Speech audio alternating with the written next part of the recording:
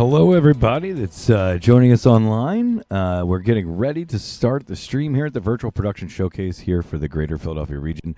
We'll be getting started shortly. Thanks for joining us today. We're excited you could be here with us. Stay tuned. We're going to start in just a few minutes.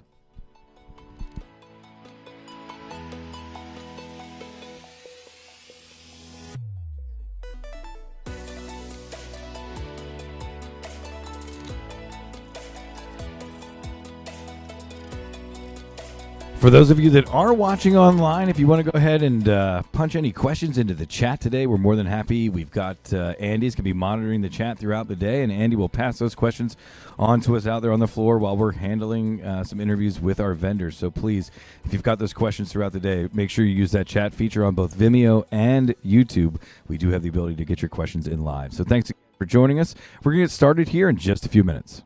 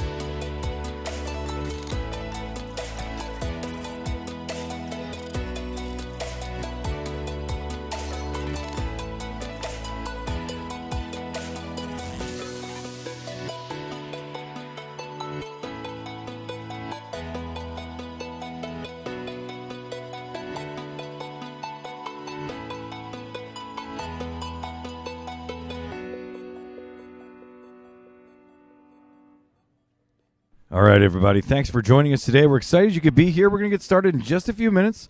But this is an awesome and exciting time here in the Greater Philadelphia region. Virtual production is really getting into full swing around here, and we are excited that you could join us today to walk through some of this showcase. We've really got some amazing sponsors and vendors today.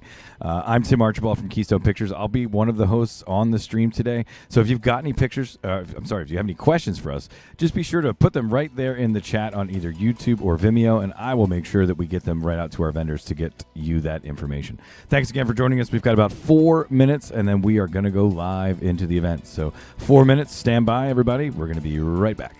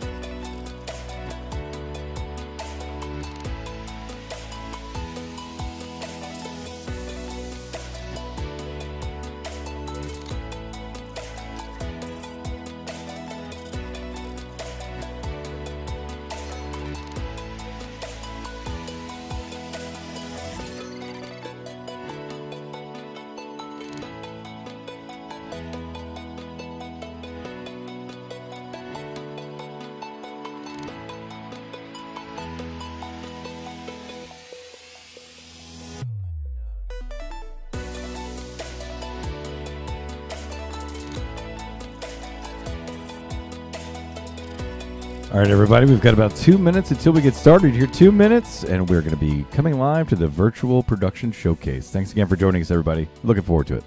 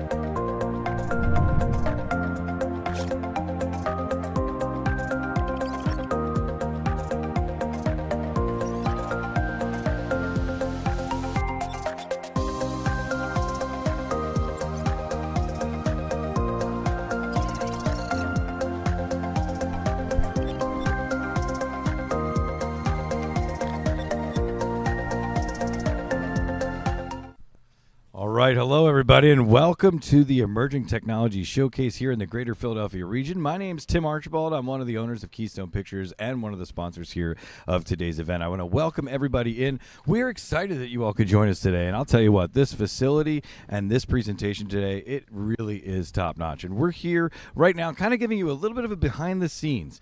Everybody's going to start rolling in around 2 o'clock, and they'll be here from 2 till 8 tonight. So once again, if you're in the area, maybe you're just tuning in, you're taking a look at this right now, and you're thinking, I want to get down there and see this in person. Well, you certainly can. We're in Sewell, New Jersey. We'll give you a little bit more information about how to get down here shortly.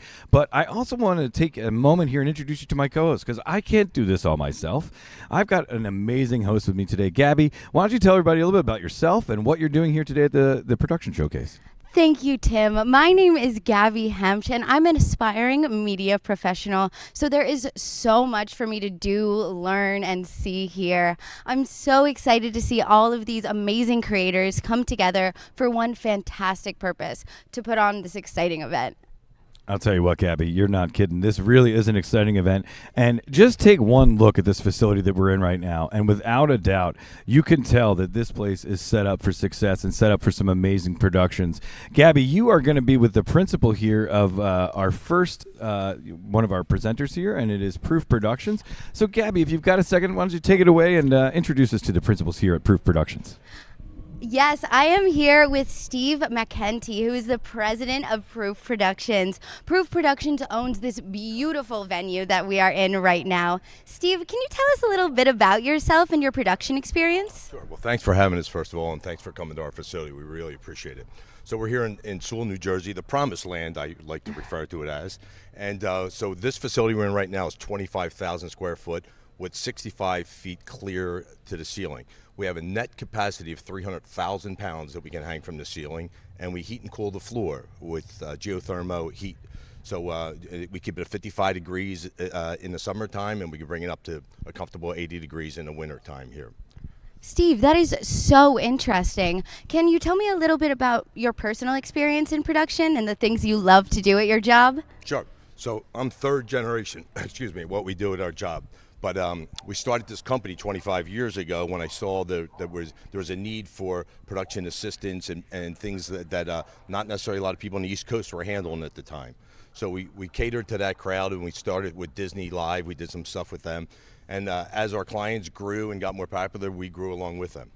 Awesome. As you walk into this event space, we enter through a beautiful warehouse full of all different kinds of sets and stuff from Broadway productions mostly, correct? Well, Broadway productions, we do live events, we do Super Bowl halftime shows, we do parades, we did the Philadelphia Eagles Super Bowl parade, and hopefully Go Birds. Hopefully we're doing it again this year. Yes, we will. But so that's what we do primarily. We do live entertainment, and then we use this for streaming and commercials and films. And what kind of equipment do you provide? We provide everything you need. What we don't do design services because we believe that it's such an important part of our industry, and we do the engineering and things like that. But I feel like if you cross over into designing engineering, is you compromise the artistic quality of things, because we're looking about how to build it and not necessarily what it needs to look like.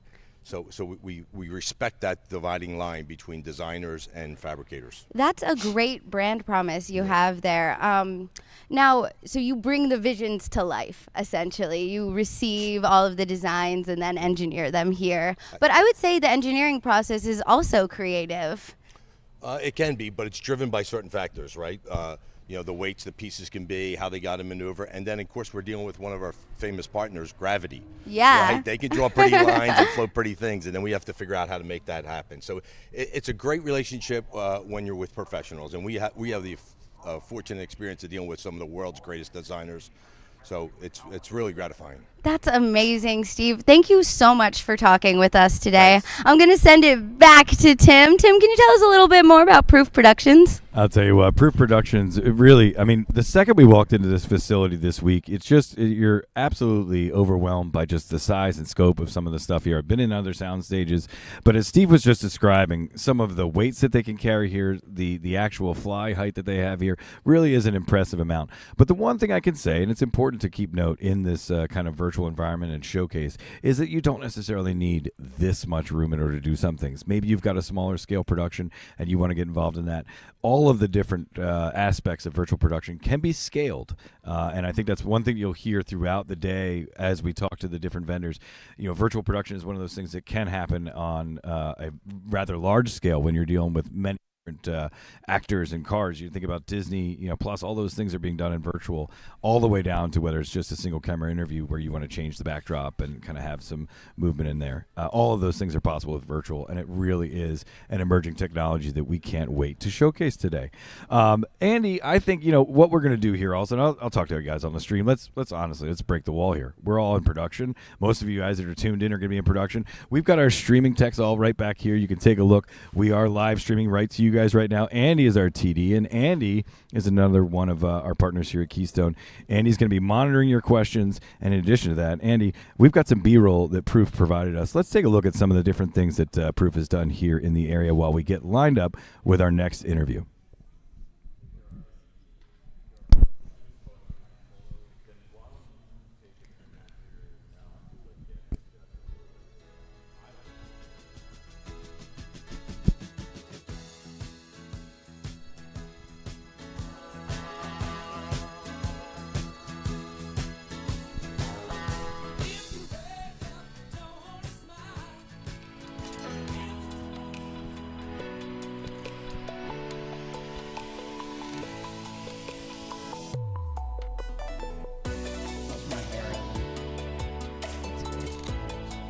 kooky. No, it's good. I'm good.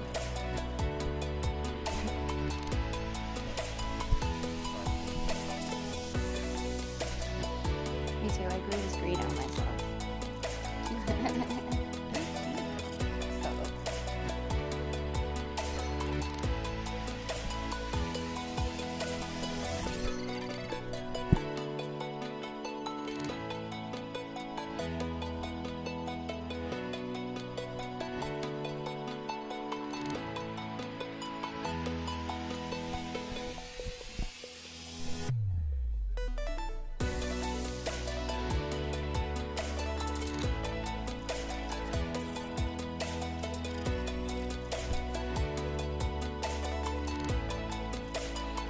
All right, there you go. A great look at some of the different events that Proof Productions has put on here in the Philadelphia region. Next up, we've got our second title sponsor of the evening. Gabby, you're lined up over there with Expressway Cinema Rentals. So, Gabby, take it away.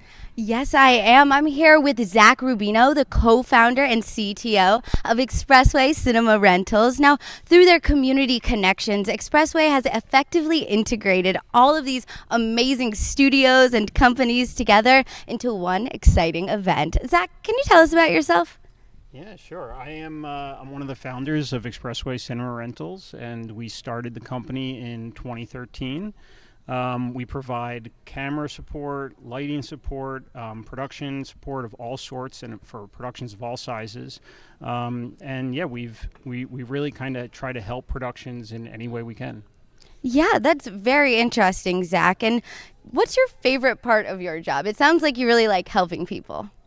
Yeah, I mean, at Expressway, we're definitely pretty involved in building community and building the capabilities of the filmmaking community. So that's something we always pride ourselves in, and why we like to put on these events and give opportunities for people to learn and develop their skills. Absolutely. The spirit of collaboration is definitely evident here.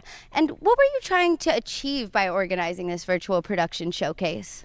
Well, I think it was just that, like, virtual production since 2020 has gained a lot of interest. There's a lot of people trying to explore how they can use it in their productions, but there's also still a little bit of mystery. And we figured putting on an event, allowing for some hands-on opportunities would be a really great way to learn and see how they might be able to integrate it into their productions. And even think creatively what's possible, opening up their eyes to, oh, we can do this now. We couldn't do it before, but using virtual production, we might be able to accomplish this sort of production. Absolutely. You're bringing the backstage to the front and kind of demystifying the technology used in virtual production. So this sounds like a big organizational feat. How did you manage to get all of these companies and studios together in one place? Yeah, I mean, the idea of a virtual production event showcase started in the summer. We were welcoming Reliance Facility and Proof Productions into our studio network, and simultaneously we have been experimenting for years with our Bolt robot on virtual production stages, but meeting with the Keystone team and learning that they had an LED wall on the way, and then obviously we had collaborated with Ian Fursa and VP Toolkit before. It just started to come together at the end of summer that we could put on a really exciting event, and then bringing in Chris Jones and Assimilate and Quasar Science, we just started to build a really exciting team that wanted to do something bigger than just demoing, these individual components, but actually putting together an actual production. And I think through everyone's hard work and efforts, we accomplished something pretty cool. Absolutely. I think this is definitely a testament to the whole being greater than the sum of its parts. Yeah. Thank you so much, Zach, for your time today. Throwing it back to Tim, where he's going to take us through some of Expressway's awesome technology. Thanks, Gabby and Zach. Appreciate that. I'm here now with John Buggartner. And John, you're another amazing member of the Expressway Cinema Rentals team. John, take us through some of what you guys have here to show off and some of the things that you're featuring here in the showcase. Awesome. Yeah, we brought a couple really awesome new toys, some old toys, and I'll give you guys a quick rundown of a little bit of everything. As we may or may not have mentioned, Expressway is a full-service grip and lighting rental company and a full-service camera rental company. So two completely dedicated departments with a professional staff on each side. So camera-wise, brought some really new, exciting stuff here. We have the Arri Alexa 35. as well as the Fujinon 28-100 Premista. So this is a really great new camera system and a really robust zoom. I'll have to leave it to Augie to talk in more detail about that.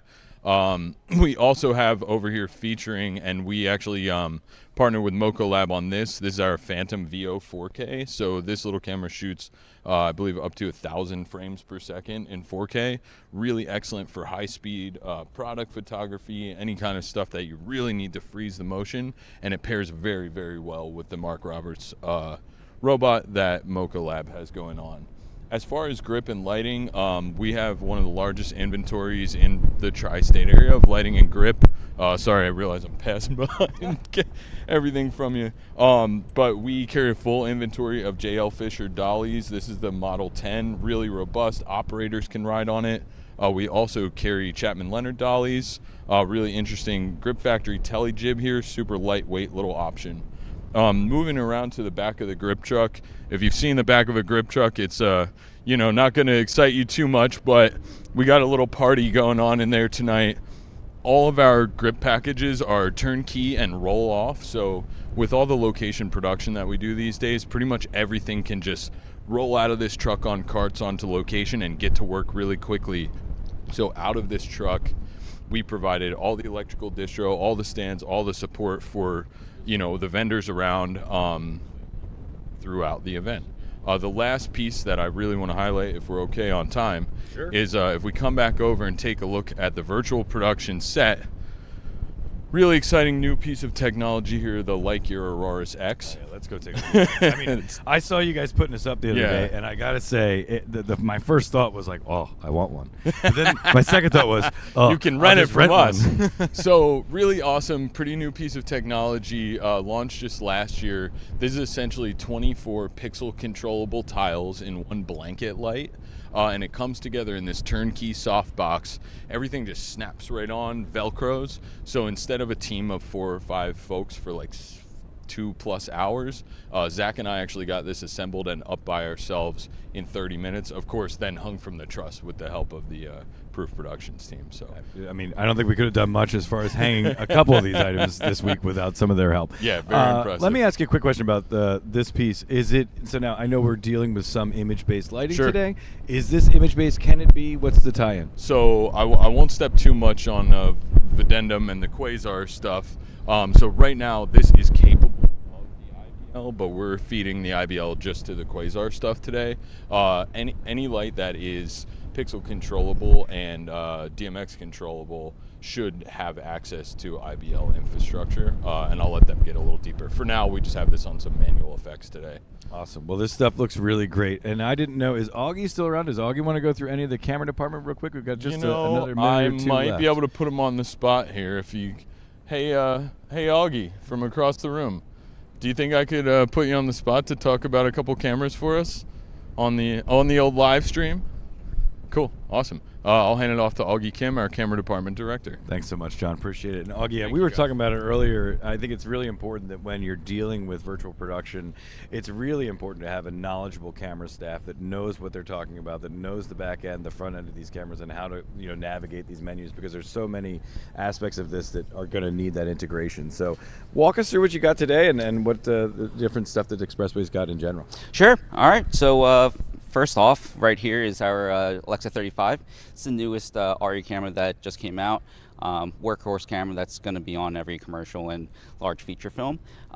So right now we have it set up with the Fuji Premista, which is a premier zoom lens, really capable for cinema capture and high-end commercials.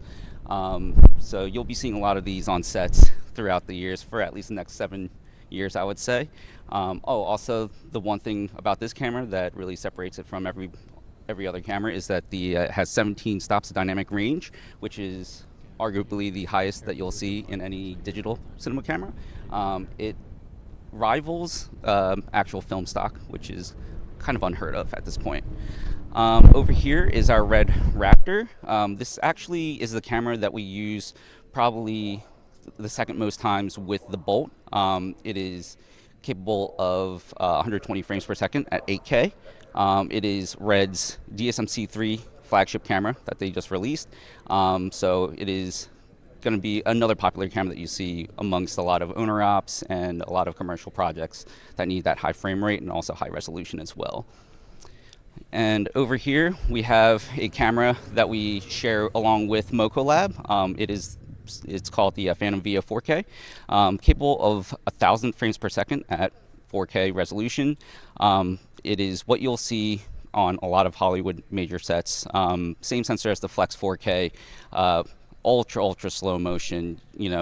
Something like 3 seconds will take up like 5 minutes of actual time. I love that. Have another terabyte. Let me ask you this: as far as I know that light sensitivity goes, we talked about all the different stops, available on some of these other ones. How is the light sensitivity on something that's doing 1,000 frames per second? I know that as these sensors have gotten bigger, stuff's gotten better. I mean, how much light do you really need to pump into this thing? So no matter what, you're still going to need a ton of light. Just the inherent nature of that many frames per second, you're going to just need a ton of light. But it is the ubiquitous camera for this purpose. There's nothing else that really rivals this, basically a computer in a box. So I would say there's nothing else that would be better in terms of light sensitivity versus performance in terms of high frame rate. That's awesome. Thank you so much, Augie, for everything today. Appreciate course. it. Thanks to John and Zach and everybody from Expressway. We appreciate everything that has happened here today. We're really excited. I think next up we're going to go to our third vendor of the day, and that is Keystone Pictures. And I happen to be a member of Keystone Pictures, but I'm going to toss it over to Gabby, who's with another one of my co-owners. Gabby, take it away. I'm here with Daryl Rode, the founder, co-founder, and co-sponsor of the event of Keystone Pictures. Now, Keystone Pictures provided this awesome LED wall, the backdrop of our fallen spaceship scene. Daryl, can you tell us a little bit about the wall? Yeah, absolutely. Thanks, Tim. By the way, you're doing a great job, partner. My wife and I were at a wedding like a year ago. And the person at the wedding said, I work at the studio down in Florida, and we have this volume studio. I'm like, what's a volume studio? They said, you have to come to Florida and check it out. So Jody and I, we took a flight down, we did the Brand Star tour, and I fell in love with this technology. And I've always been that person that if you don't embrace technology, you get steamrolled by it. So you want to be on the right side of technology. When I saw what a wall could do, a volume studio like this, and the integration of backgrounds and the efficiencies that you get from it, it's just like, this has got to be part of our landscape as well. So I had taken my partners down and said, you guys got to see this. We all jumped on a plane. We went down to the Brand Star studio tour again. They were so gracious. Thank you, Georgie. Thank you, Mike. And we said, this has to happen. So in the last 8 months, we've just been powering along, acquiring the panels, getting the struts that hold them, learning the technology on the Brain Bar. You're going to see that later. The Brain Bar are supercomputers that process all that Unreal Engine data. And to see us kind of come together here in this collective, these are all people that work here in the Delaware Valley. These are all people that have craft and skill that can compare to anybody. And I'm seeing it all come together. We have a ride that people are going to see later. It's kind of like a little mini motion picture. And I hope you're going to go on it, right? Oh, yeah. I am so excited. My Star Wars dreams are going to come true. Okay. So we learned a little bit about the idea that inspired this LED wall. What's your vision for the future? What do you hope to accomplish with this technology? Well, I think the future has been decided. It is robotics. It is digital. It is backgrounds like this. Unreal Engine's driving it. There's also another technology you can stuff into these panels. It's live video. You can even manipulate that live video to make 2.5D, not 3D, but 2.5D, where you get parallax movements on background plates you shoot. So the potential of this has not even been fully realized. Our goal is to be able to bring out different size walls. And Andy, I don't know, Andy's our director. He's also one of my partners. Hey, Andy. We have different wall sizes. We have a 12 panel, which would be great for like interviews with people with backgrounds behind them. We have a 70 panel, a 140 panel, and then the big boy, which is not here today, is 252 panels. That's a lot, 60 feet wide and 11 feet tall. So our goal is to be mobile. Some studios in this area, there's about a dozen studios in the Philadelphia area, they don't want to invest in this permanently. They want to be able to bring it when they need it. When a client says, I have a car commercial, I have something like this that we want to do, bring it in for the week, then take it away. So that's our goal, is to be the mobile supplier of the panels. Absolutely, and I think that emphasizes the spirit of collaboration that's present in this event today. Now, Daryl, tell me a bit about yourself. What's your work like with Keystone Pictures, and how do you enjoy it? Oh, well, I've been I started in '91, but Keystone really became earnest in 2002. I had taken on two partners, Rob Marish and Andy Obeck, and we really just were the reality TV guys. That's what we did, reality television. We just fly around the country and do TV shows, and then we started getting into we have so much equipment, we'll rent to friends and family and colleagues. Hey, I need this HMI light. We would rent to people that we knew, and then we got into editing, corporate video, and then a friend of mine, he was passing away, and he said, look, I want you to take on my AV business. And I said, Jeff, I know nothing about live events. He goes, you have to do this. You can do this. So I had taken it on, my partners and I, we said, yes, live events is something that we're going to do. And now we do really well, I think. We're very engaged. I always say we're head on a swivel. Like when we're doing live events, you're always watching what's going to happen and you're anticipating action. I think we're very good at that. We have some really great clients in that space right now. And then I think this is what's next. This is the emerging technology, LED panels and all this augmented, reality, and you're seeing the robotic cameras and you're seeing all the cool stuff. Absolutely. I've already learned so much today. And it sounds like you're a lifelong learner yourself. In this industry, we have to learn what's new or we'll fall behind. Absolutely. Thank you so much for your time, Daryl. Sending it back to you, Tim. I'm going to go on the spaceship ride. Oh, look out. You need some All righty. Thank you so much, Gabby and Daryl. And what an awesome event here that everything has really come through and together. I'm here with another one of Keystone's most important employees. And for those of you that are on emails or deal with us on a regular basis, I'm pretty sure you've dealt with Ryan at some point in time in your life. But Ryan Haney is one of our senior technicians here at Keystone. And Ryan, I think that you are probably best to walk us through a little bit about what we have here as far as technology goes. What is making the wall work? What do we have? And what do we bring with us when it comes to this wall? So walk us through a little bit around how many panels we have right now, what kind of processors we have, and then just kind of the back end of things. Sure. Yeah, so right now we're running probably about 60 panels right now for our full wall, which then comes back to our processor on top of that machine back there. And what that does is that has a bunch of ports in the back that send the signal to the wall. And then what we do is we have three big computers that basically run the wall for the virtual production. So we have our workstation, which runs the Unreal Engine, and then we have the render node, which runs the actual what you're seeing on the screen right now. So that's pretty much what runs the wall, and then everything is gen-locked together. So we have, the Venice 2 is gen-locked, the computers are gen-locked, and everything is uniformly works together. That's true, yeah, and it really is. It's just a great piece of technology when everything really does start to work together. I know that the last little bit of tweaks are finally happening to the wall. I'm sure you might have to still get back and do a little bit more work, so I'll let you be. I'm going to walk you guys around a little bit more of this booth so that way we can make our way over to Moco Lab and Gabby, who's with our next interviewee. But here at Keystone, you can take a look at some of the other stuff we've got going on. So obviously, we've got a live stream booth right here. You can see us actually live streaming right now. Andy, there you are. In addition to that, we've got another robotics set up here. We're going to go talk to Moco Lab about some robotics here, but we've done some miniatures for you to see here, and just a little bit of virtual production here where you could kind of have some backgrounds. You never know what it might be, but we're just showcasing some of what we can do with a snorkel lens. That's something here that Keystone we've been using quite a bit of. In addition to that, we've got robotic cameras. These are our PTZ cameras that you'll see here. We've got these featured here. These Panasonics are awesome. They are super strong, and they're an industry standard as far as movement's concerned, and they're really, really good. That's another one of those cameras that you can actually see on this stream right now. Andy, if you want to pull one of the PTZs up, we can actually wave to everybody here via the PTZ as well. So we've got a couple different options here. There we are. And we're going to move over now because I think it's time to talk to Gabby. Gabby, you've got Mike Greenberg over there, don't you? So, Gabby, take it away.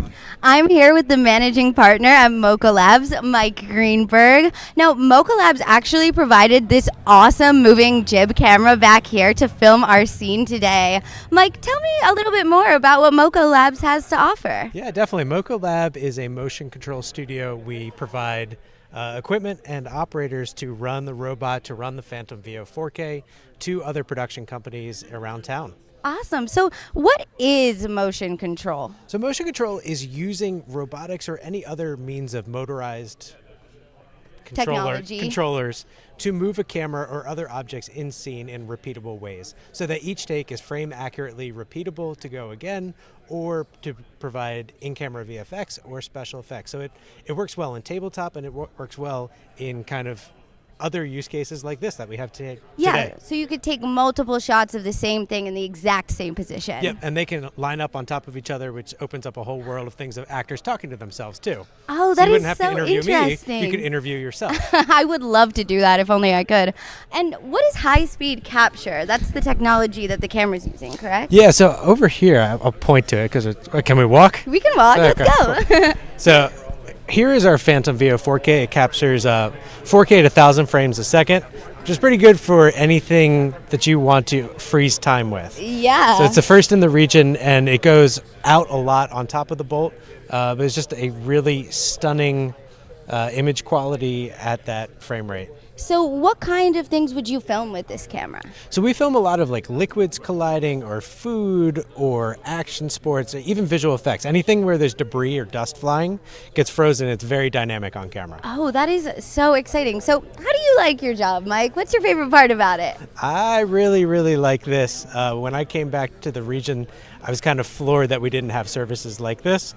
So I like working that I get to interface with everyone else who's talented in this world and get to like offer them ideas and new techniques that they're equally excited to use. Absolutely. I think this room is full of innovators and creators, which is so exciting. Can you tell us a little bit more about the part you're playing in the virtual production showcase? Yeah, definitely. So our robot talks seamlessly with Unreal and VP Toolkit to send its coordinates. It has hardware encoders in it that know exactly where it's at all times. There's no need for additional trackers.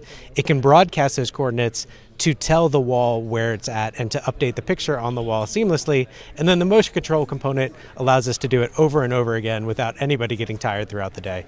Wow, that is so interesting. And I don't know much about camera work, but that was a great explanation. I totally got it. Anything else you want to tell us about Mocha Labs?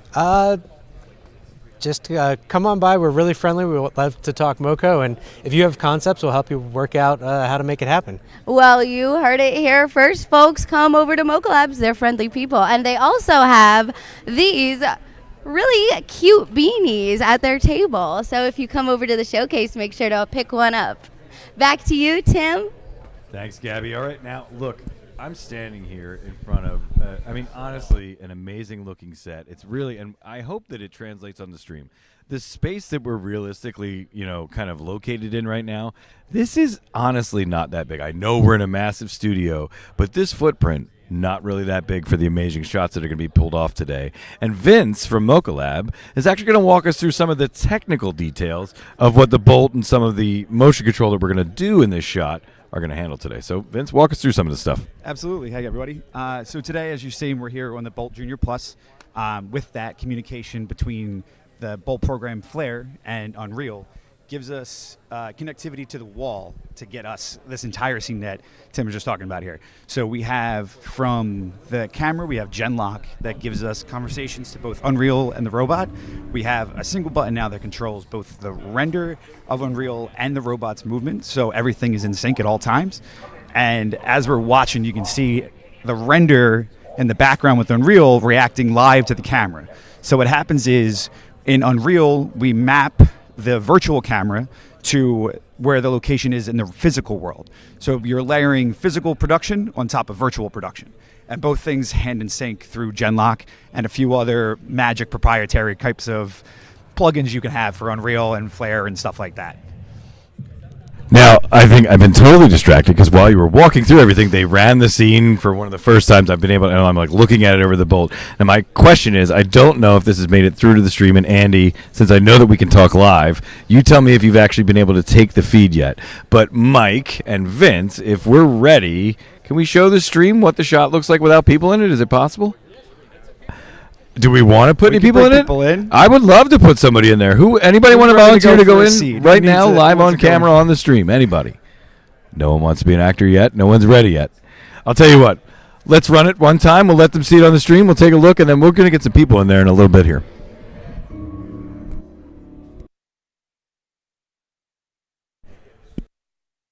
So Vince, I think the one thing that's interesting here that's happening is that so when you talked about all of this data is being interpreted by the camera, by the robot, all these things are happening all at once.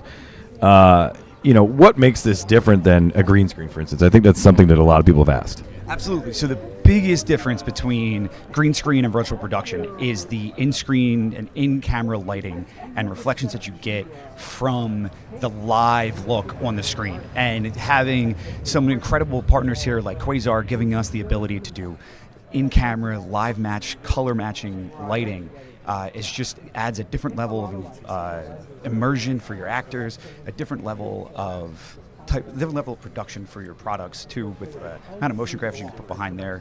It really opens up a variety of things and gives actors more to respond to on set. Totally, and I think with just us standing here, you could see it. I mean, the way that everything is built, the way that things are reacting to whether or not the bolt's moving or what is happening in the shot, it really is incredible to see just how everything's happening. Now, Gabby, I think we might be lined up for our next interviewee, which is VP Toolkit. VP Toolkit, as you know, Vince, another extremely important and integral part of this entire event. Absolutely. So, Gabby, without further ado, if you are ready over there, let's take a talk with you and Ian. I'm here with Ian, like Tim said, the VP Toolkit founder and virtual production supervisor. So VP Toolkit is providing the virtual scene design for our spaceship setup with their Unreal Engine-based in-camera visual effects expertise. So Ian, what does VP Toolkit actually do? Thank you for the introduction. So VP Toolkit, we do services for production and consult on builds for using this type of technology, as well as helping productions get through the many different steps and technical hurdles that come with using Unreal Engine with in-camera VFX on an LED wall. So we work with the environments. We also supervise the entire pipeline. So we help set up pre-visualization pipelines all the way to helping production run on set. A lot of times I like to say that my job on set is to make it look good all the way through because there's a lot of technical and physical aspects to these types of productions that are a little hard to take into consideration without an experienced crew. Absolutely. It sounds like you're a professional problem solver. Now, what would you say your favorite part of working at VP Toolkit is? I did want to note, though, that VP Toolkit also has a Unreal Engine plugin, what you're seeing on the screen here. This is our proprietary developed plugin. This is designed to speed up the workflows for this type of production. It makes integrating new projects and different aspects of the tracking and things. I'm going to be going over a lot of that in my demonstration about what the fundamentals of these are. But my favorite thing about working at VP Toolkit, I run VP Toolkit, is probably the development, trying to push the technology and figure out how to make it easier for creatives on set, because this can be daunting. Yeah. And we try to make that not the case. Absolutely.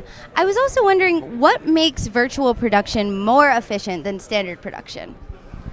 So the difference between in-camera VFX, virtual production, and standard production is with standard production, you have to move your entire crew to get different locations. Probably the best example is the ability to have multiple. You can be on a mountaintop in Iceland somewhere. You could be on a crashed sci-fi set. In the amount of time it takes to move the set pieces in and out of the set. So if your actual production calls for that, this can save a lot on money and budgets. But if you're just filming in a coffee shop for one shot, it might not be the right technology for your production. Well, that's a great distinction you just made, Ian. Thank you. I was also wondering a little bit about the Unreal Engine. Now, I'm familiar with Unreal Engine insofar as video games like Doom and Quake. Can you tell us a little bit about how you got started and what sparked your interest in it? Yeah, Unreal Engine's amazing. It's originally a video game engine. I was traditionally a director of photography and ran a production company. and I had dabbled in FPV drones, where you race them and was part of a team when you had to manually set them up. So actually, a little before COVID happened, I had started dabbling in Unreal Engine. Before that, I had never even heard of it. I actually boot camped my iMac to be able to use this technology because it doesn't work too well on a Mac. And then from there, I just got obsessed because my main study was optics, color science, and trying to tell stories and learning how to expose an image. And once I found Unreal, it kind of clicked, and you start to realize that what you would do physically, you can actually translate into Unreal Engine for this type of technology, for this use case here. And then you get images that look more realistic. And they look beautiful. If you guys are here in person, you'll be able to see the gorgeous background. And if you're on the live stream, we can point it over to you. Super duper cool. Now, it sounds like you're very, very passionate about the work you do. What are some of the values of VP Toolkit? So the values of VP Toolkit are keep it creative.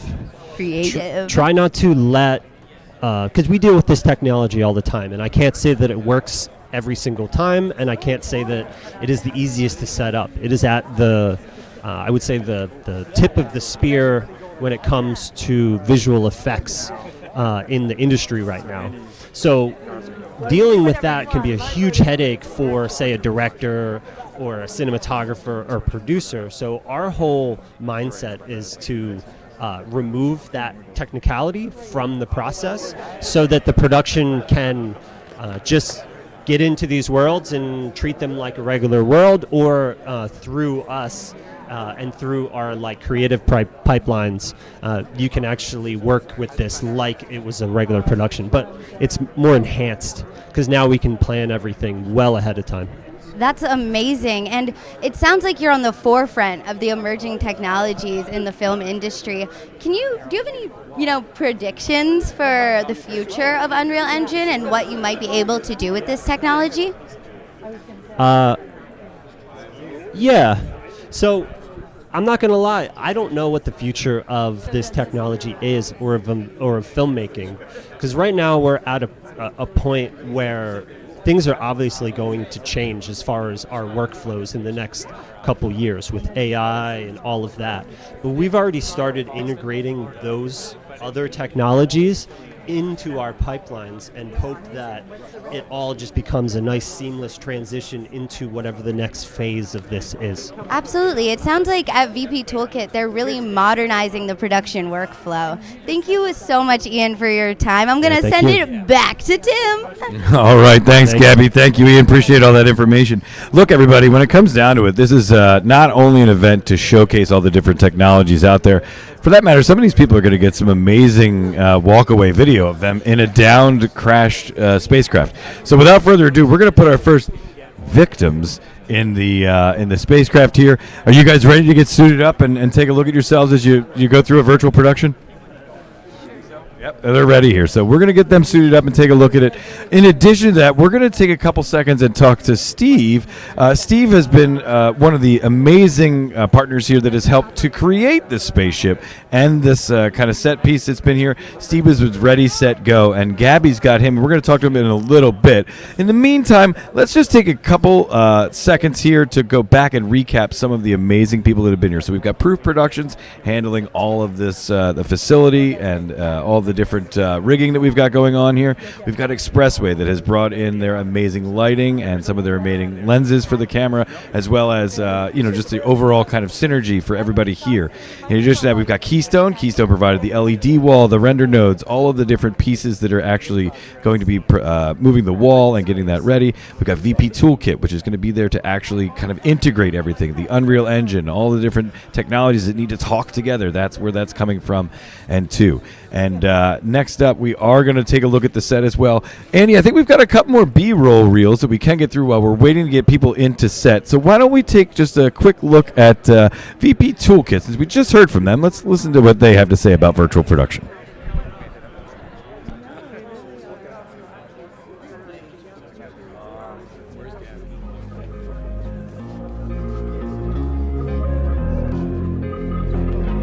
refining every day and trying to make it as accurate as possible so that your virtual productions look as real as possible.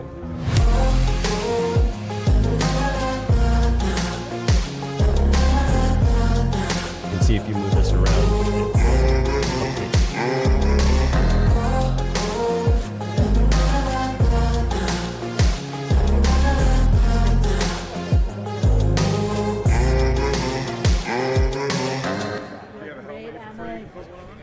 All right, awesome. Thank you so much. And you know what? We've got Steve Chandler's over with Gabby, and Steve is with Catalyst. So, Gabby, tell us more about a little bit Catalyst and take away over there.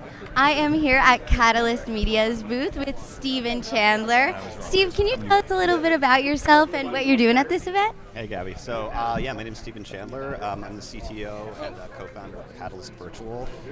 We bring kind of creative pipeline solutions that have specialized in over the years to the virtual production space. So, infrastructure, custom hardware, everything that kind of powers the wall. Awesome. That is so interesting.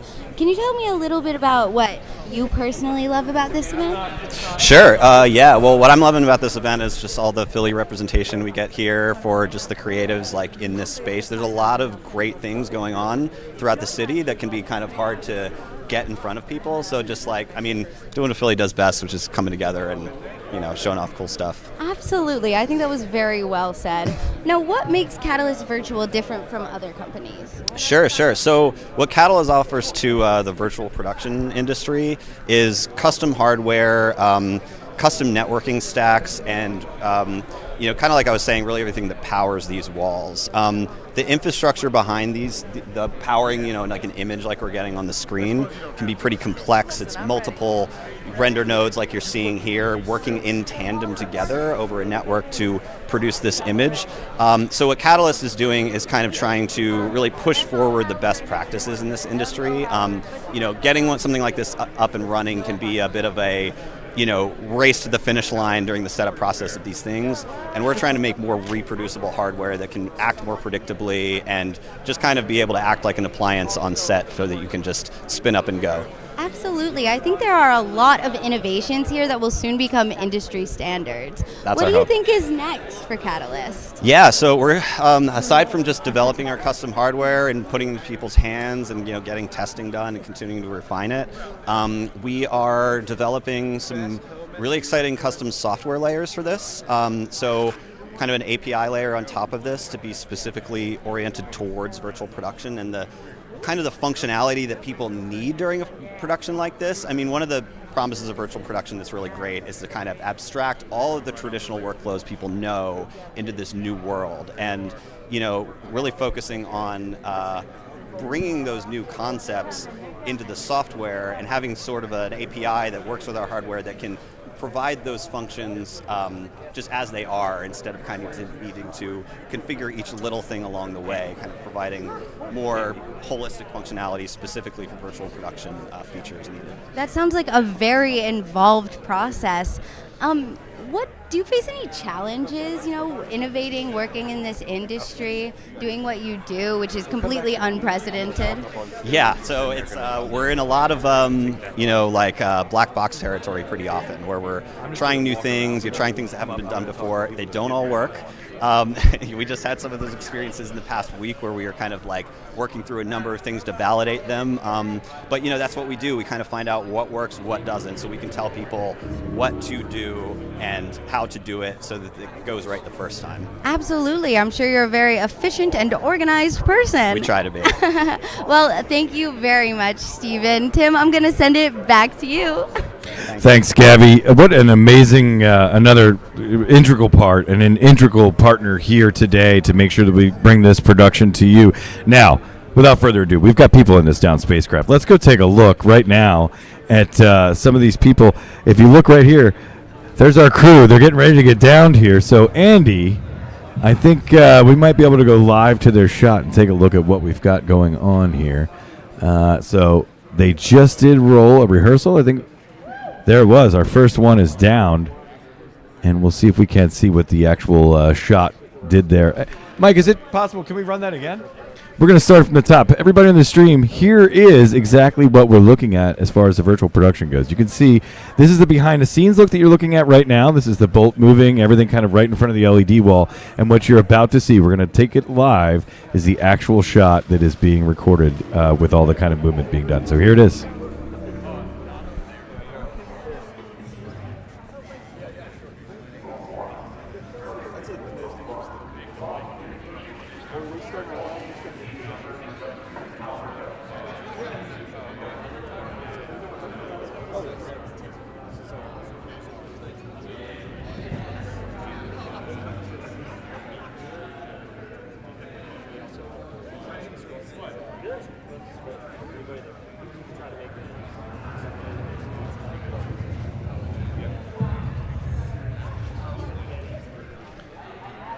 I guess they weren't quite ready for it, but their spacecraft was just hit by a meteor. And I'll tell you what, it is pretty convincing here to look at a shot like that is literally being pulled off in about a section of floor that is, I mean, we're really only a 30-foot by maybe 30-foot square here for this stage and lighting grid and also the LED wall. So really an impressive amount of technology on display here that provides for amazing capabilities in filmmaking. There it goes. But there is one thing to be said.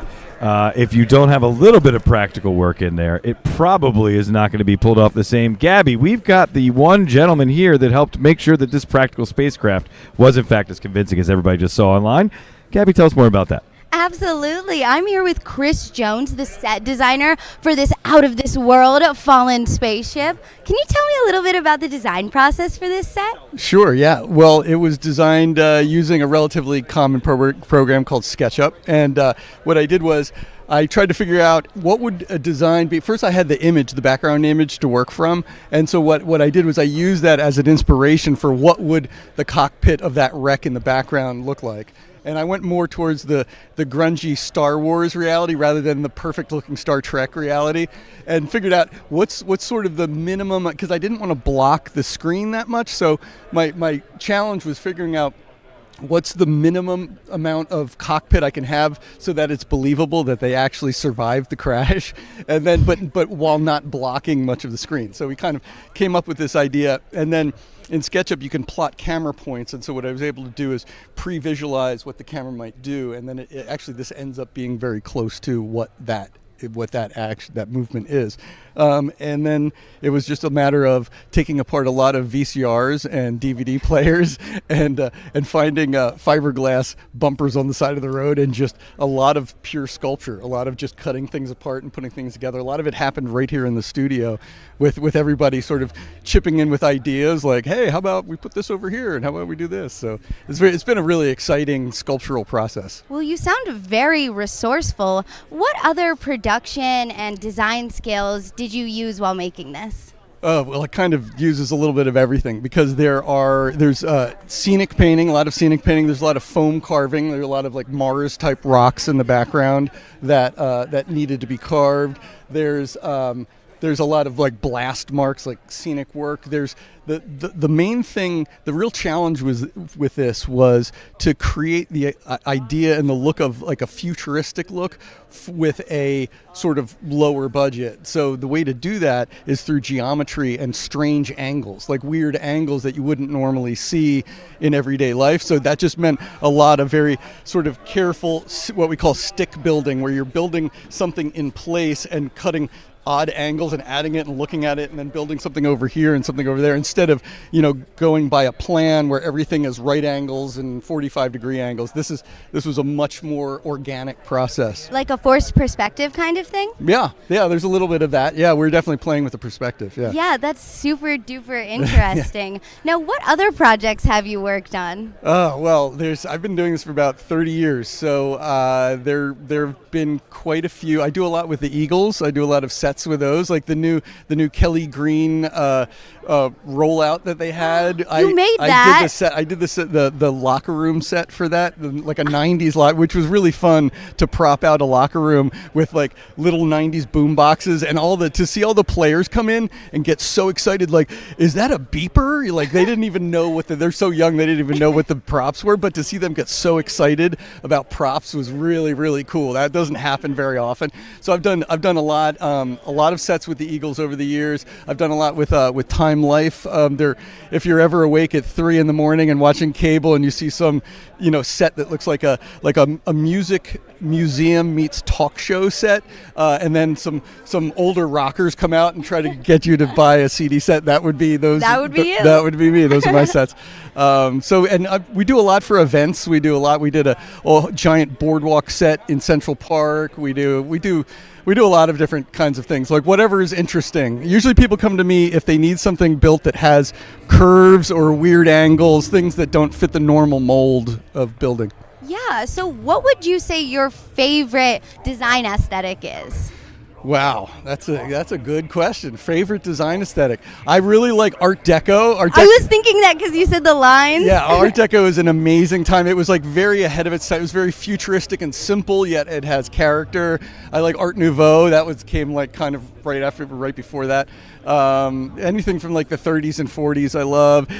We were kind of going with almost like a steampunk kind of aesthetic with this. I definitely get that vibe. Yeah. Is there anything about this spaceship that we wouldn't know just by looking at it? Oh, good question. Well, just that there are lots and lots of car parts involved with it. And actually, what looks like metal is old paneling that was turned. I used the back of the panel, the smooth back of the paneling, and so through the magic of paint and scenic work, it looks like metal. Yeah, this is a very advanced, and it's crazy how you can make a whole world come to life with just one spaceship and that small stage. It looks so much bigger on camera. Right, exactly. And that's really what we were going for, is to show the magic of filmmaking here, where we only worked on what the camera would see. Like if you look at the back of this, it just looks like paneling and pieces of wood. But I like that. I like the fact that the front is so much different than the back of it, and it's the theater of it. It's the theater of just creating something out of nothing. Absolutely, we live for the drama. Yeah. Chris, thank you so much for talking to me. You sound so passionate about the work you do, and it definitely shows. I love this. Yeah, thank you. Back to you, Tim. All right, thank you so much. And I'll tell you what, we've got one more little integral piece of our partnership puzzle here that we're going to talk to shortly. But man, what an incredible event. It's really starting to pack in here. We've got more and more people showing up. Once again, if you're in the Philadelphia region and you want to come down and take a look at our emerging technology showcase, you're coming to Sewell, New Jersey. I'm never going to say that right. Sorry, Sewell, New Jersey. But we are here at Proof Productions. If you Google that, you can make your way down, and we are happy to host today. You can take a look at everything that is involved, from the camera and the lighting, the LED wall, the Bolt robot. Everything is here that you need for virtual production to kind of get involved and get yourselves ready to go for the future. With that being said, we've got one other aspect of production that we need to talk about today, and I think you're ready, Gabby. But Gabby, do you have Alex over there? And you guys are going to talk about Quasar and some of our image-based lighting, I believe. If you've got. Well, actually, I'm here at Anton Bauer with Paul Dudek. Paul is the VP of Global Business Development and Innovation. Paul, can you tell us a little bit about your production experience? Yeah, sure. I've been in the industry for 32 years, mostly with Anton Bauer, but with Videndum Production Solutions, leading the sales team for the last 10 years. So, and we have this new product we just released. Well, tell us a little bit about this. What is this here? Sure. This is the Salty Dog, and with a lot of production companies and events and live events and remotes wanting to cut on carbon emissions on sets, this actually replaces a gas or diesel generator on set. And it's actually a sodium-based battery, so it's not lithium-based, so there is no chance that it can catch fire, explode, or there's no shipping restrictions on it. Sodium, Salty Dog. Exactly. That is great, and I love the sustainable aspect of it. Can you tell me a little bit how production studios would utilize this technology? Sure, productions. I mean, you could literally use it anywhere. So it doesn't give off any carbon emissions. It's on right now. You could use it indoors, outdoors, anywhere you want. It's IP55 rated, and you could power anything you want up to about 6,000 watts off it. So it's a 9 kilowatt unit with a 6 kilowatt output. Sounds durable. Do you think it could survive a spaceship crash? Possibly. Possibly. Well, do you have anything else you'd like to say about being involved in this technology showcase? No, just happy to be here in Philadelphia. It's a little bit cold today, but it's a little bit cold. But that's how we roll in Philly, right? There we go. Well, we can Gabby, it's survive all it. good. You got a salty dog over there and a nice big generator. I'm sure everything will be just fine. We can keep ourselves warm. Right now, I do want to get talking to Alex McLean. You're here with Quasar Science, and this is Assimilate. Right now, so talk to me a little bit more here. I'll tell you what. I keep forgetting this. I'm going to give you your microphone now. But what I want you to do is talk to me about, our image-based lighting and what it does as far as virtual production is concerned. Sure. So today we're driving the image-based lighting with Live Effects, which is a virtual production solution for pixel mapping, lighting, and video wall. Today we have the Quasar arrays. I don't know if you can see that. So what we're doing is we're taking some of the 3D environment out of Unreal Engine, and we're mapping the lighting in real time. So we're able to achieve some of the same effects that you would on a large volume like you've seen on The Mandalorian with a much smaller wall here. And is this, as far as the units go, and I'm going to throw you a curveball, different size for these? What is the largest? What's the smallest as far as some of these units are concerned? So these 4x6 ones are the largest ones, but you can actually put these tubes, configure them however you want. Quasar has a stage in LA with about 200 of them configured all together. Wow. And now tell me this, why exactly is Live Effects particularly great at playback? It's great at playing back pretty much anything. Originally, Assimilate made a system called Scratch, which was made for dailies and real-time playback of RED files and any raw files, including OpenEXR. And so this is their virtual production solution. So it's very reliable for 2D playback, 3D playback, and even 2.5D playback of 360 video sources. And as far as image-based lighting is concerned, what's the integration like? From where are you pulling your data from? Where are the lights getting their image that they're then drawing that information from? Sure. So it's really versatile. So today we're actually pulling an Unreal Engine feed into Live Effects, and we're taking that full 3D environment. And where the fixtures are, that if you were to look at it in 3D space, that's actually fire burning in the scene. So we're able to emulate that. We can take any source, any kind of image source. So you could take a 2D video plate and sample the pictures. You could take, pretty much anything. A 3D scene. And what sets Live Effects apart from any other competitor out there on the market? It's really versatile. It's something, if you wanted to use it for lighting, you could run it on a laptop. If you wanted to run a big volume, you could run it on a Windows machine with multiple GPUs. You're not restricted by any hardware requirements, really, and there's no limit on resolution as well. So as many GPUs as you want to throw at it. That's awesome. And that was one thing I guess I wanted to ask too, as far as this is kind of scalable too. Like as far as image-based lighting is concerned, what's the I would say easiest way to get that involved? Do you need to go through all of these? Do you have to pull it from? You were saying there's different ways to pull it. Yeah, there's a lot of different ways to use it. We see a lot of people using it on location too for practical effects. Maybe you wanted to have a fire effect on you in the foreground and you just had a single tube and you could sample a fire clip. You can also take a live camera feed. So maybe you wanted to shoot something live with an SDI signal and feed it back in. So we've seen all kinds of really interesting use cases for it. That's awesome. Alex, thank you so much for your time today. Really do appreciate it. Anything else that you want to cover that we haven't talked about yet when it comes to Assimilate? No, just that, it kind of fits into every workflow. And one of the new things they actually just added is support for the Bolt robot, too, with camera tracking. Well, that's awesome, and obviously we're showing it off today, and it's a really, really neat environment here. So thank you so much for your Great. time Thank today. you so much. Appreciate it. Really Thank appreciate you. it. All right, everybody, I'll tell you what. This event is really, really awesome. If you get a chance to get down here, I think you're really going to have a great time. At 3 o'clock, we've got a little bit of a welcome coming in from Zach and Expressway. But before that, we just want to walk through a little bit more about what is here and talk through some more of our amazing partners in this event.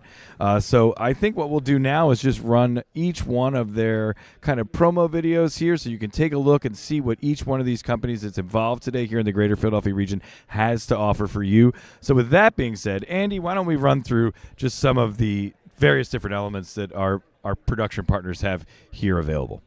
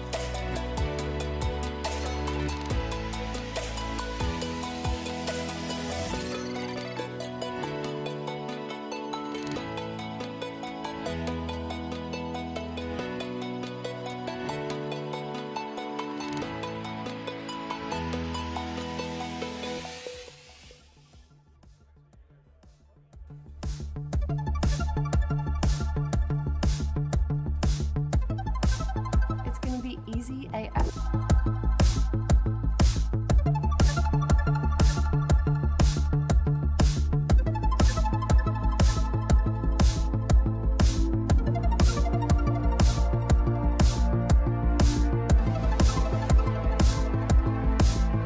This is a huge moment to celebrate.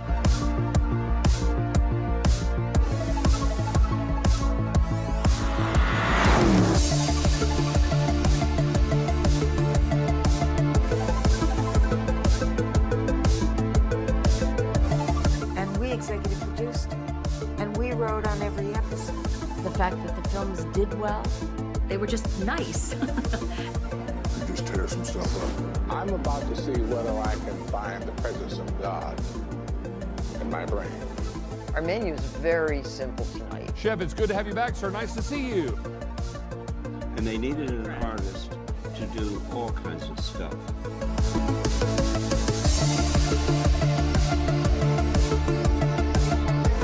We welcome you to the 3rd Annual Best of Marketing Awards and positioned you to achieve what no other class could imagine.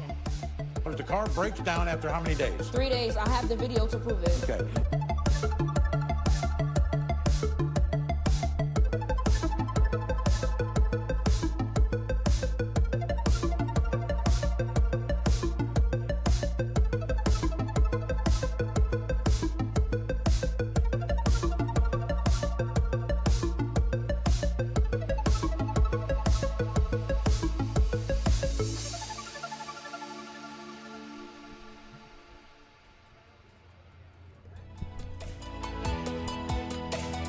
All right, everybody. As you see there, just a little bit of some of the work that both Keystone and some of our production partners here at this event have been a part of.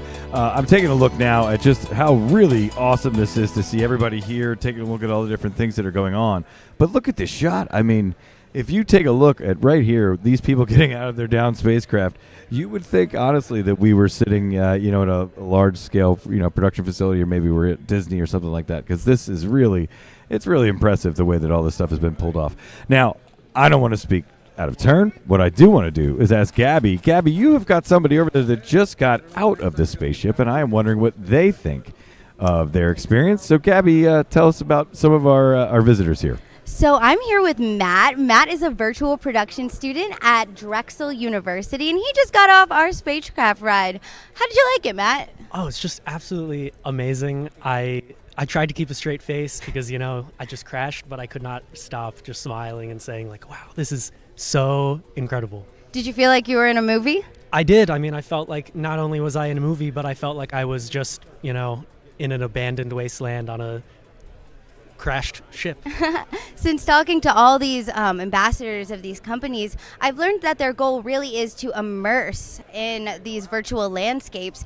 Did you feel immersed? Definitely, and I can definitely see like the value in that, in using this in real productions. Not only gives you a better understanding of like what you're shooting, but it also gives the actors and the people involved like a better immersion and a better opportunity to get more in character. Absolutely. And as a virtual production student yourself, what are you learning here today? Are you excited? I'm very excited. I'm learning that, I definitely have a future in this industry, and I'm very excited to get out of school. The virtual production industry is only growing and innovating further, as we can see today. All right, Tim, back to you. I'm going to get on the spaceship ride again. It was really fun. All right. Thank you, Gabby, so much. And as I walk around, we're walking around, we see all these people here that are kind of here and taking in the different elements of virtual production. I want to bump into just a few of our friends and neighbors here in the Philly region. MJ has no idea that I'm going to do this right now, especially because he's greeting people on the fly. But of course, I'm going to hand him a microphone. And I'm just going to ask you, MJ, you've been involved. Is this on? Check, it is check, now. Yeah, check. you're live on the stream. But I guess my question is, you're here looking at virtual production. What kind of things that you're looking at here today are just different elements that you never thought you'd see happen in such a scale that we're looking at, as opposed to something. I understand if you think you're going to a $500,000 facility, if you're going to Lucasfilm, you're doing something like that, you're going to see this. But the reality is we can do this here in Philly. We can do this, regionally. We can move this to you. It's transportable. Just tell me about what you think, you're seeing here. Well, I haven't seen much yet. I'm hoping to see a little more, but I think scale is a good word. The idea that you can make things, much bigger, you can extend sets, that's fantastic. It brings up a whole bunch of things. I would think of it from a narrative standpoint, but also from a non-scripted and commercial standpoint, it kind of opens up a ton of possibilities. Yeah, I think that's the truth. It doesn't matter whether you're doing simple product photography and you just want to be able to quickly change the backgrounds, whether you're doing a sit-down interview and you need to be able to pop 20 people in the same day and get all the different environments and lighting. All of it can take place and change on the fly pretty quickly. Or if you're going to sit here and do some kind of a narrative where you're going to do a scene that you would have never been able to shoot anywhere else, so you've got to have that kind of environment involved. It really does kind of afford you any opportunity. As far as some of the other technology that's around, is there anything you're particularly looking to take a look at today? Primarily, I was here to see what you guys are doing with the volume wall. I think that's interesting technology. There's a project maybe in 6 months that I'm working on that would utilize that in a couple different ways. So I'm curious to see what you guys come up with. That's the other thing I would say too, and I think that when it comes to virtual production, things that people need to be thinking about on the forefront is that planning is a lot more on the pre-pro side of things. I think with virtual production, whether it be the previs where you're bringing people in and you're looking at with an artist, where do you want the camera angles to be? It's kind of, you could do so much set design before you even get out there, so that way the more that you put in, I think, on the front side is going to then pay dividends on the back end. So, well, that's awesome. But thanks for joining us today. Appreciate your time. Looking forward to good things. I'll tell you what, Andy, why don't we roll just a couple more of our sponsor videos, and then we'll get back to the event here in just a minute. Thank you, sir. Good to see you, man. Thanks, man. Good to see you too. A little bit of everything today, right?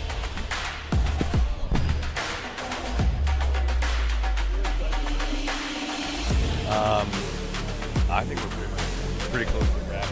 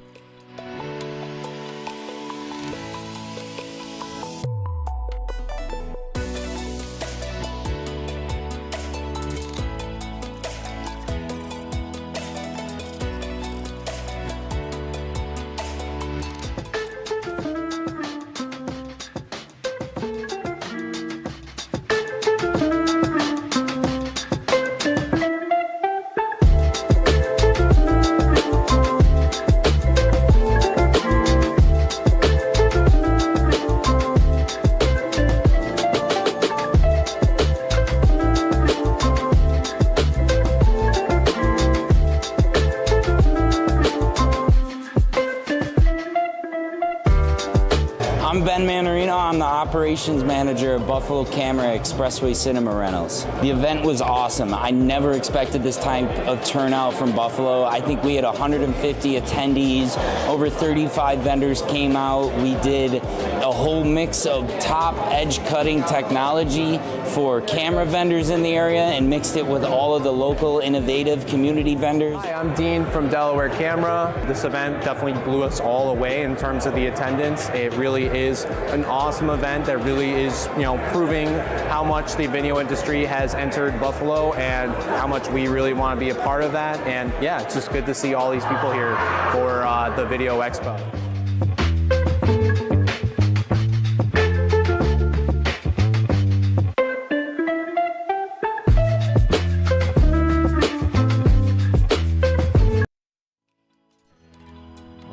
There we go.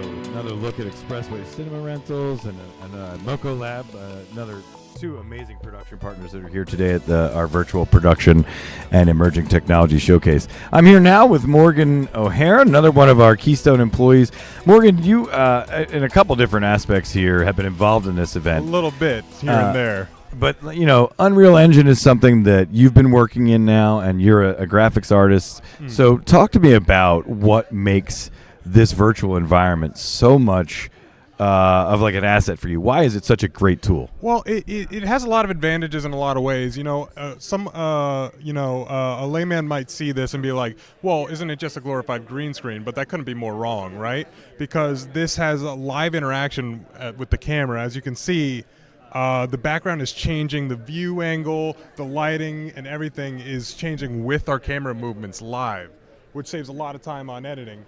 And we're able to use Unreal Engine to generate these backgrounds, which we can seamlessly blend with a bunch of mixed media and seamlessly blend with real life elements as we're doing here, and it's really exciting to work with. Now, as a graphics artist, and when you're working in Unreal, is it a big leap? I mean, as far as if you're used to working in another program and all of a sudden you're transitioning into Unreal, what's the difference? It's huge because a lot of video editing software, right, they're kind of similar, but Unreal is a lot more like a 3D software, which is kind of a jump for a lot of us.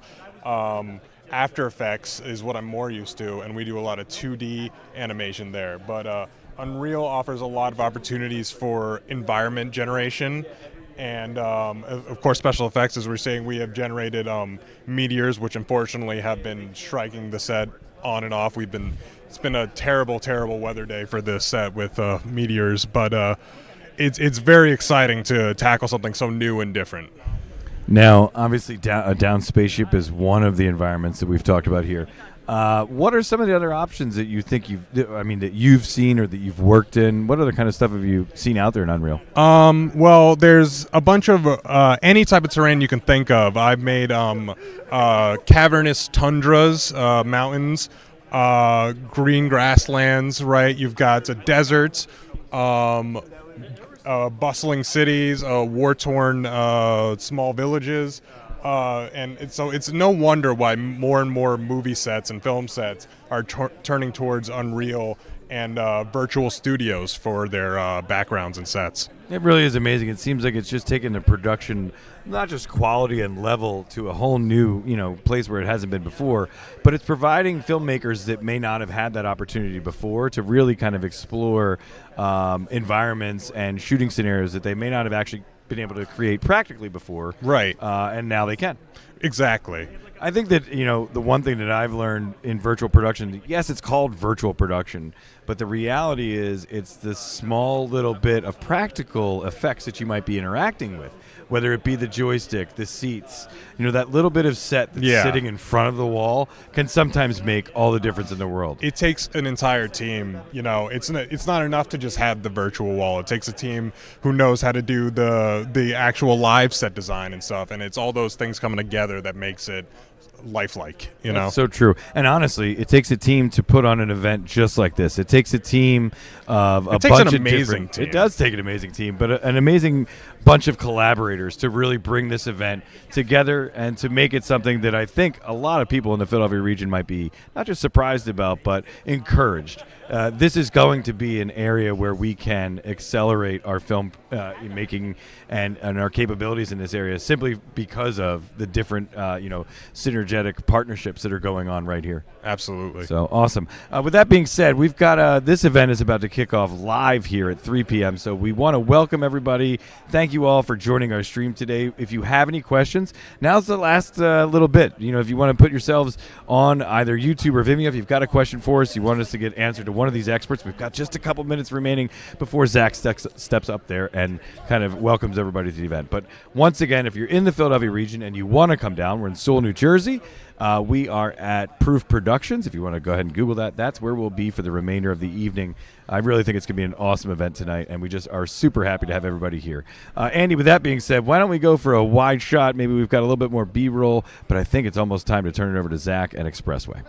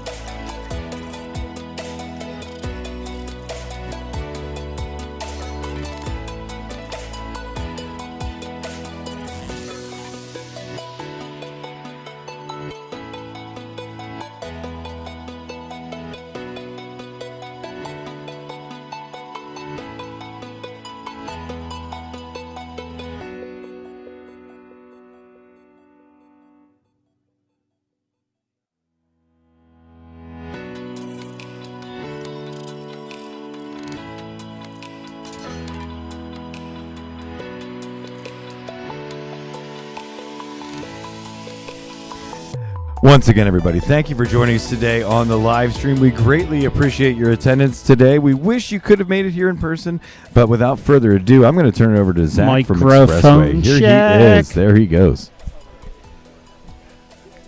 Is this live?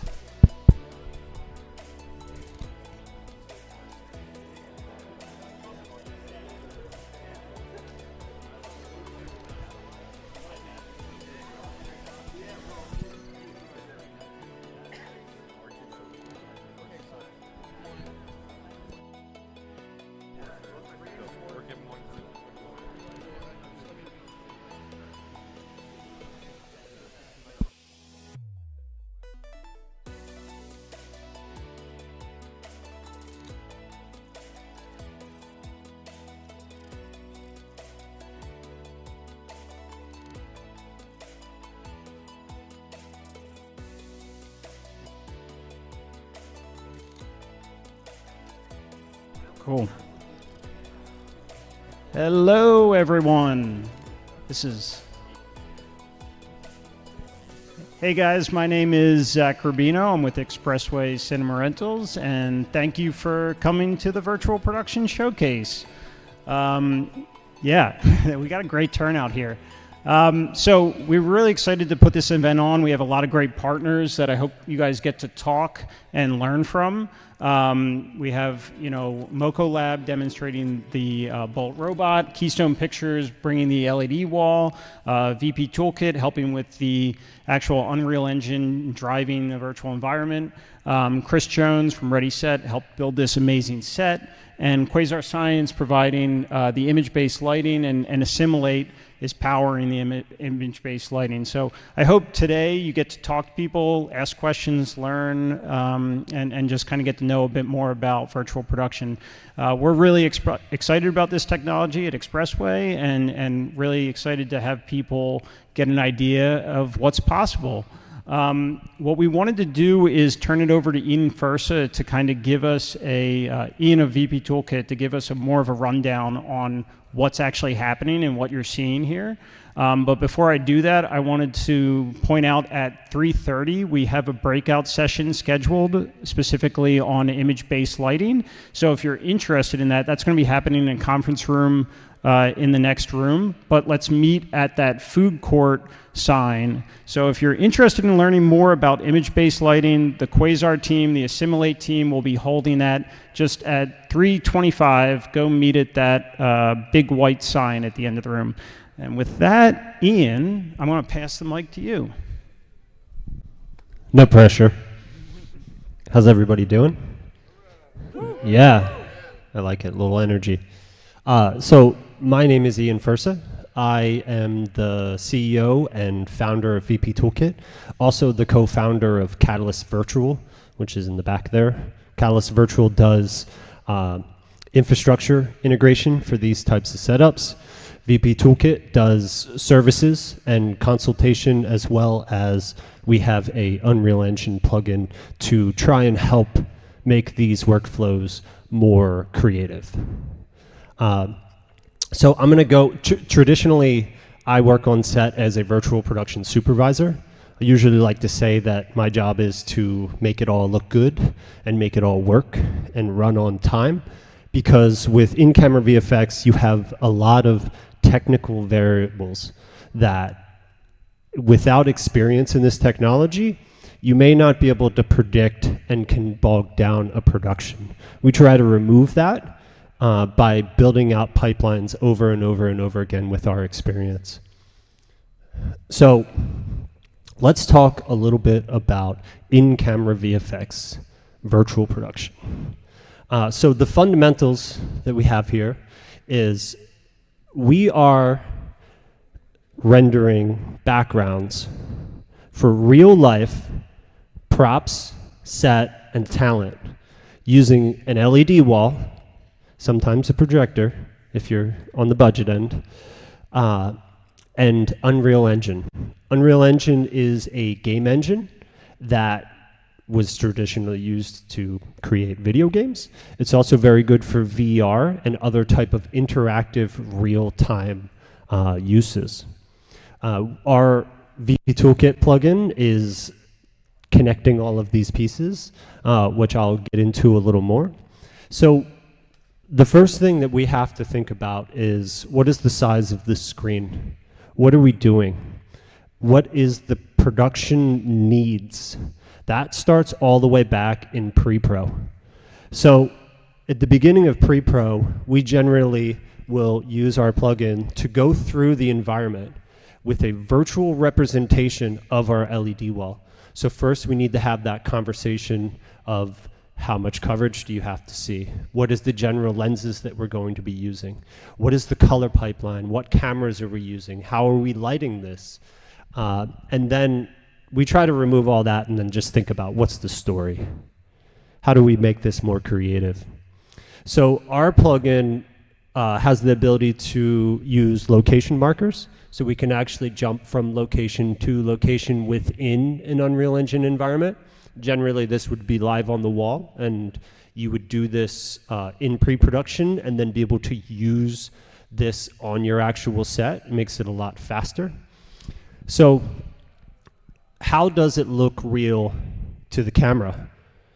So if anybody here doesn't know the term parallax Parallax is basically the difference between a foreground object and a background object, something that's close and something that's far away, and how quickly they move together. It's how us as human beings recognize distance and are able to view our environment. So to fake the camera into thinking that is looking into a real world and not a video game environment on a giant LED wall that takes a lot of electricity,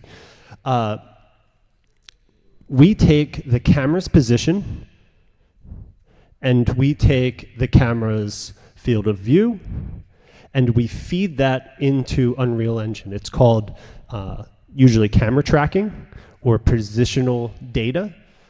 For the robot, can we run it? Yeah.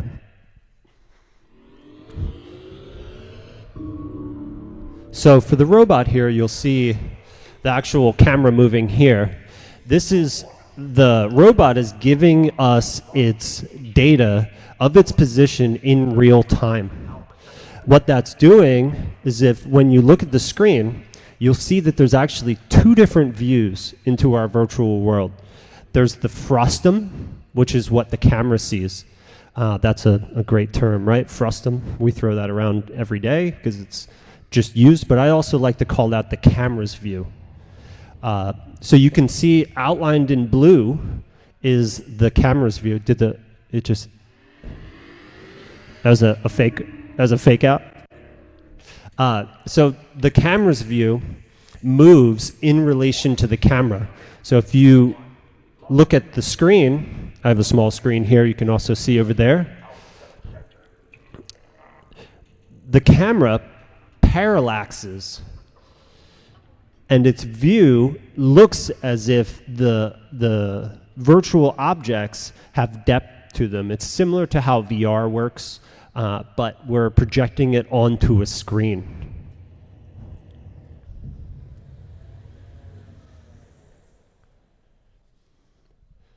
So another important aspect of in-camera VFX is color. Understanding what the camera sees and how it gets picked up on the LED wall screen. We can use the LED and also technology from Quasar and Assimilate to be able to do effects using parts of our environment to drive our real-life lighting. It's a good, we call it a gag. It's a good gag. To be able to, this one is a little, you'd probably cut before you see the explosion in this scene.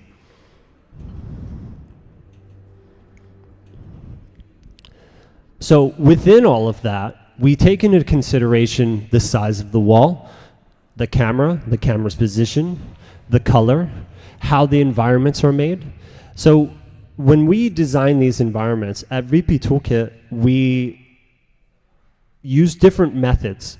You can either go to a marketplace and pick up an already existing asset, so that means you can pick up a world and download it. Sometimes those are not designed for using with this type of technology. There's optimizations involved. When we this is actually a marketplace asset. You can get this for $7 online right now, but you can't do this with it for $7. This environment had incorrect color and lighting.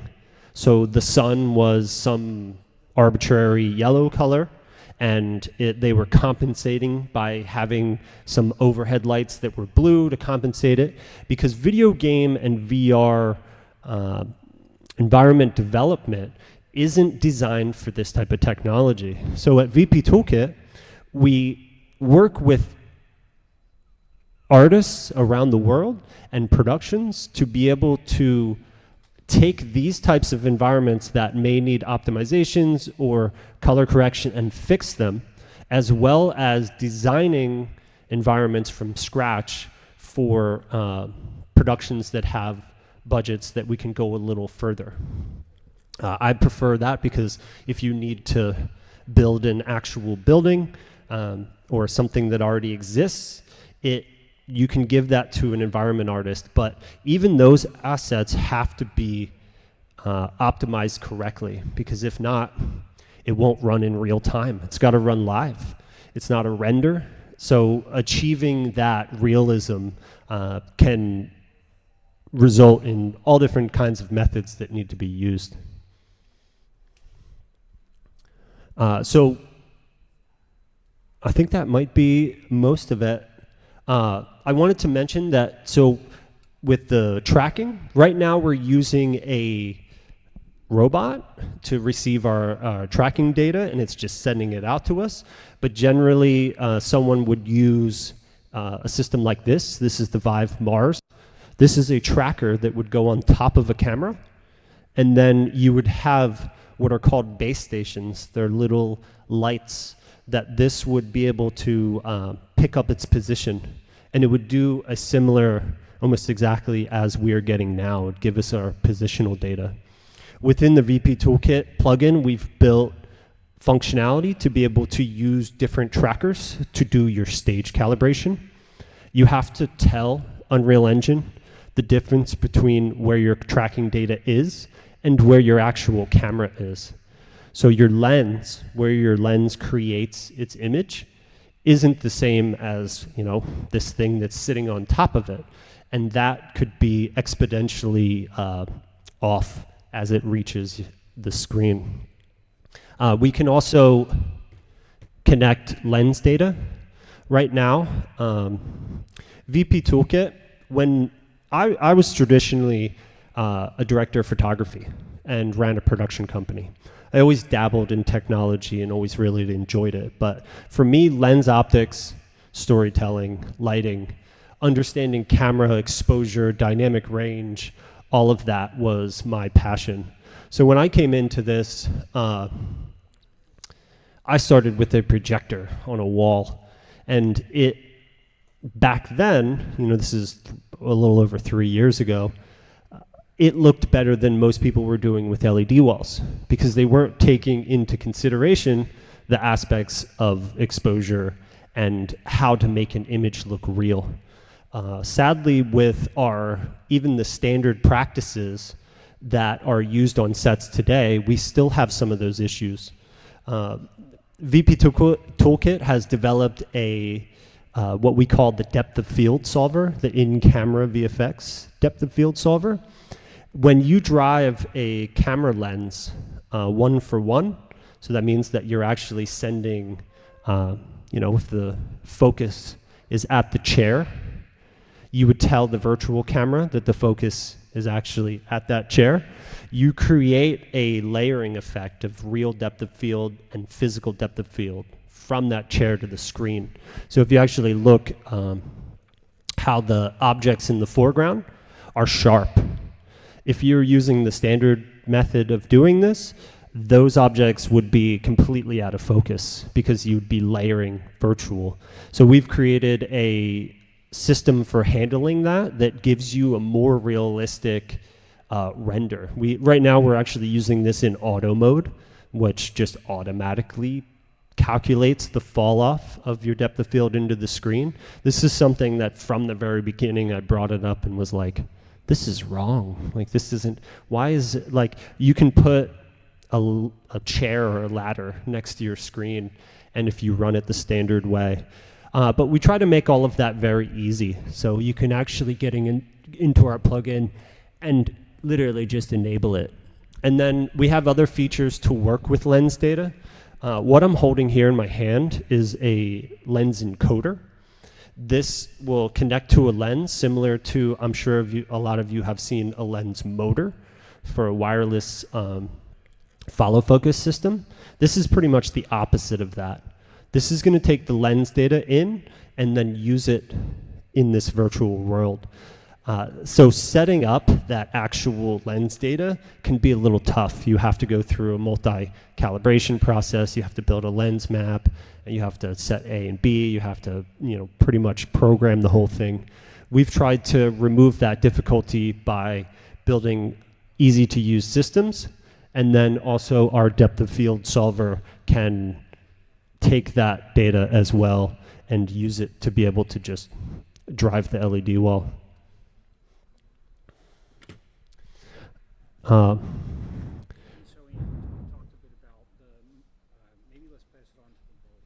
Yeah, so thank you, everybody. I hope that was great. I'll be around for questions.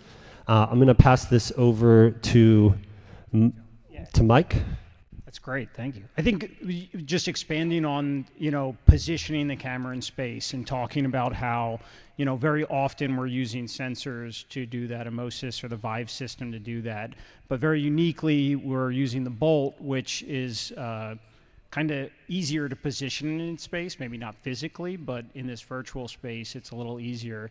And so we're going to let Mike from Moco Lab talk a bit about that. Welcome, welcome. For those of you who don't know, I am Mike from Moco Lab. This is Bati, our Bolt Junior Plus. It is the mid-tier Bolt size. You have the model mover for props. You have the Cinebot Mini, which would be a portable battery-powered option. The Bolt Junior is a full-featured Bolt, but still fits through a standard doorway with 34 inches across. And then you have the Bolt and the Bolt X, which require 3-phase power and are very capable machines, but not necessarily as portable. So this is our Bolt. It runs with and without the riser, so it can come down lower or up taller. And here today, we're plugging in, going right to Unreal. One of the advantages of the Bolt is it always knows its coordinates. It's hardwired right into the robot, and the math inside of Flare, the application that runs the robot, is very solid. It knows exactly where it's at, and it can broadcast that over Ethernet to other systems and communicate effectively and reliably without that much setup relative to some of the tracking systems. So it's a great way to have reliability in the virtual production world, and it allows you to do a lot of specialty effects that we're excited to mess with, because you could do motion control moves, but then the background is also motion controlled, and you could do that in different scenes. So if you had a talent out there and you wanted them at the beach, and then you wanted the same camera move in the mountains, you could do that all in 30 minutes in a studio if you had done several pre-pro days to set it all up. But it maximizes the amount of time or yield you get out of a singular shoot period. So other than that, the Bolt is popular with athletes and sports. It's popular for tabletop and commercial production, VFX for film. Anything where you need 2 shots to line up perfectly, you can do that. It's a frame accurate repeat pass motion control rig. Do we have anyone that wants to run? We're going to just kind of get into running this event right now. So if we have anyone that wants to join us up here, and we need another partner to ride this spaceship. And image-based lighting, if you're ready for it, you can meet over there.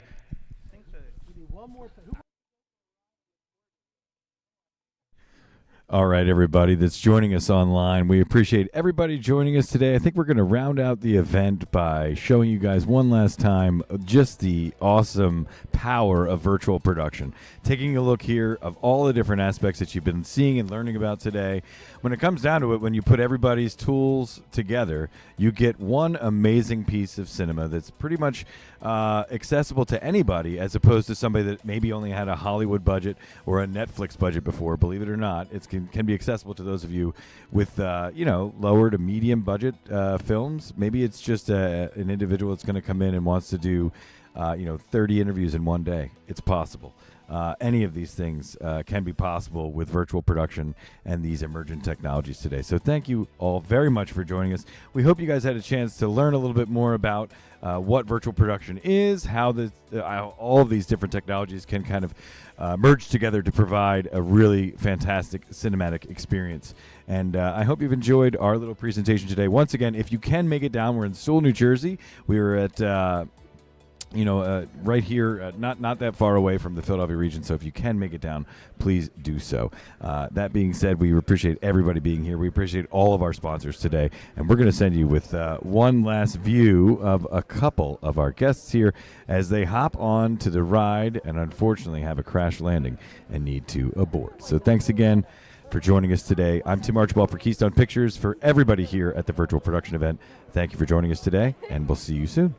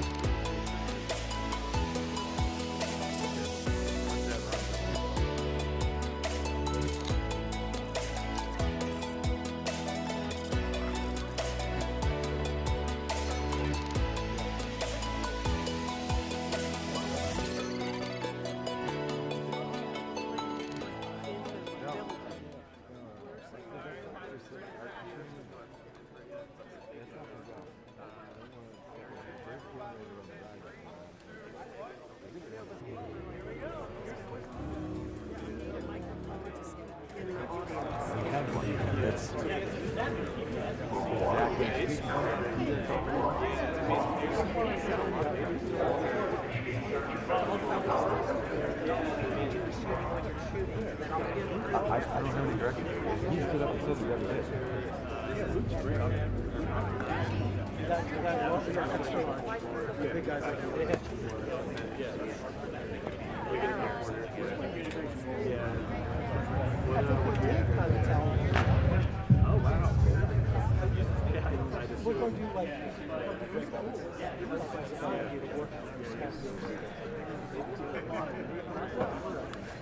Good.